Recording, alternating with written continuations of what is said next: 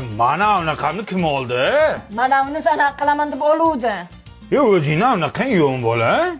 Anam anaqa qildim-da. Mayli iftorlikka amlar aytdingmi? Ananing vaqti yo'q ekan. Mana o'zining bugun anasi bor ekan. Ana bo'pti-da. Ozgina unaqa qilib tur qizim. Ha. Bo'pti, dasturxonga olib kelgan kalbasa-palbasalarni anaqa qilib tur, qilaring. Olib kelgan hamma narsangizni ochib, anangiz chiqib yotibdi. Dada, anam nima qilamiz shunda? Yo, hali uni anaqa qilmadilaringmi? Siz uni bizga anaqa qilmadingiz-ku. Yo, men uni anaqa qil deyishim shartmi? O'zingizlardan bilib anaqa qilib tashlashim bo'lmaydimi, bola? Aytdim men senga o'sha anaqa qilaylik dedim. Ana nima qilding?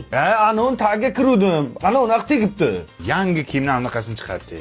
Bo'ldi, onangga ayt, anaqasi bor, anaqasidan qilsa anaqalar ketadi. Qo'shni, bir oy oldin qarz oluvdingiz, bering endi kerak bo'lyapti-ya. Ha, sizlar anaqa o'ylaydinglar-ku, ha? Qo'shni bir oy oldin anaqa oluvdingiz, anaqa qiling endi, anaqa bo'lyapti o'zimga ham. Ozgina aniq qilib tur endi. Biron joyga aniq qilib ketayotganimiz yo'q-ku. Anaqa qilmay, qo'shni anoningizga siqsa anaqa qiling-da. Og'zingga qarab aniq qilgan, anonimdan ketmasan.